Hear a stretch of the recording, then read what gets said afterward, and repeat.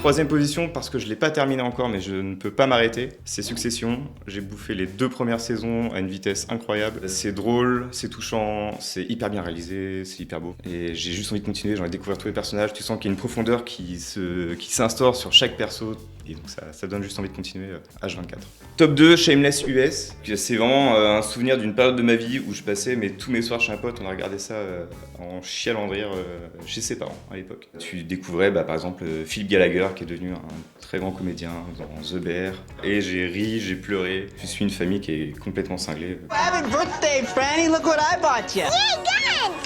Et top 1, je dirais The Wire, que j'ai mangé aussi. T'as 5 ou 6 saisons d'après mes souvenirs où tu suis des personnages, mais tu suis surtout la ville de Baltimore, dans des axes très différents d'une saison à l'autre. Que ce soit les gangs, la politique, l'axe du journalisme, etc., de l'école. Et tes personnages principaux d'une saison sont récurrents dans les autres saisons, mais ne sont plus forcément principaux. Et tu les vois évoluer d'une autre manière.